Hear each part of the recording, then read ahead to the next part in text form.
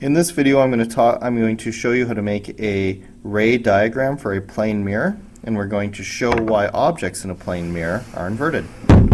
So here's our plane mirror, and there's no center of curvature or anything for this mirror because it's flat. So when we put on our optic axis, we can really sort of do it anywhere we want. So I'll just go right through the center of the mirror here. And then I'm going to call that my optic axis. And then I'm going to put my image, or my object, out here. Since we don't really have a focal point for this mirror, there's no real different ray diagrams depending on how far away the object is, how close it is. It's going to work out basically the same every time anyway. Now, the first ray that's going to leave from the top of the object is going to come straight towards the mirror. We're not doing our standard two rays for ray diagrams here where we usually use the focal point. We're just going to use the law of reflection to consider our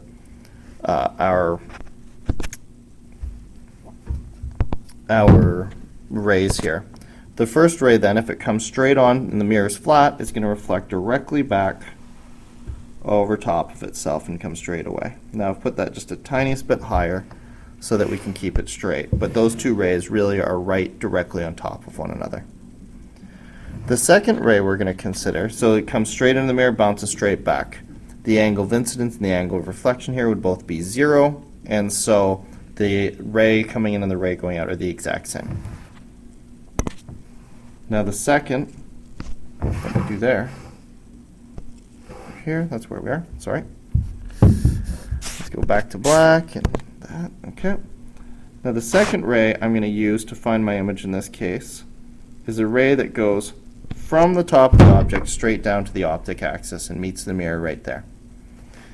Now that is going to create angle of incidence right here. And to do this really correctly, my reflected ray, which I've been making them red, needs to come away such that the angle of incidence and angle of reflection are the same as each other. I kind of feel like that's it right there.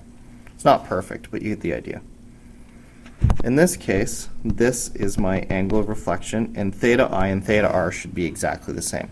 If I did this with a protractor, it would work out perfectly, but I think that's enough to give you the basic idea.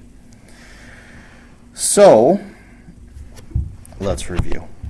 Ray number 1 went straight to flat mirror and reflected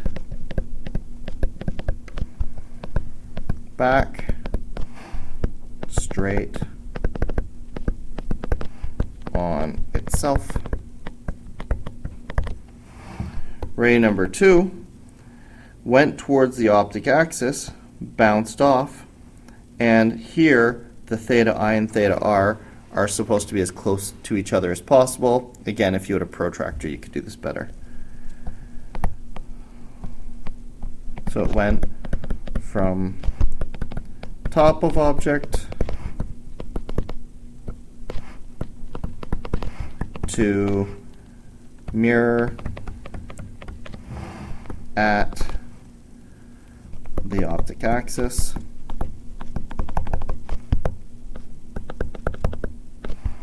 And the reflected ray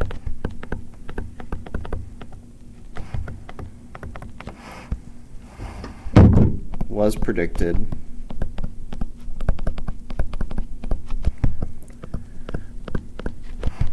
based on the law of reflection.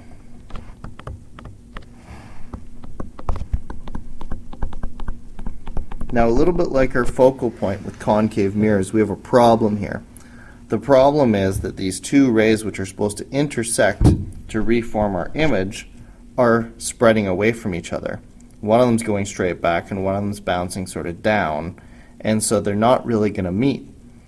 So there's never going to be an image formed anywhere over on the left-hand side of that mirror. What that means then is if we want to know where they do meet, we have to use the fact that our eye assumes that light travels in straight lines. And with that, what we can get then is that our eye would have assumed that this reflected ray came from this dotted blue line. And it would have assumed that, I think I can show that even better. Like it would have assumed that this reflected ray must have come from here. Similarly, it would have assumed that this reflected ray must have come from here. It doesn't really understand what a mirror is. It assumes that light travels in straight lines. So if those are the straight lines, that's where that light must have come from. What we get then is an intersection point, where an image is formed. That image is not a real image. No real light ever went to that location, and so we say that that's a virtual image.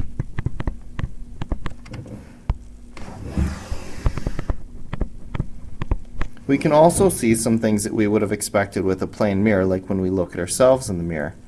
For one, we can see that since it's flat, the size of the object and image are the same.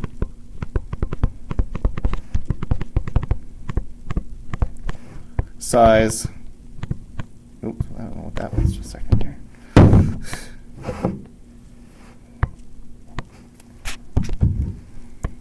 Size and distance.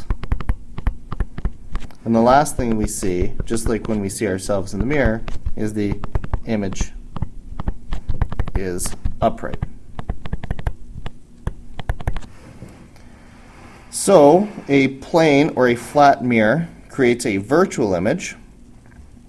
Its object for which the size and distance are the same for the object and the image, and that image is upright. It's not sort of a standard way of doing a ray diagram, but it's sort of what you have to do because we don't have any focal points or center of curvature to work with when we're dealing with a flat mirror. So that's the ray diagram for a plane mirror.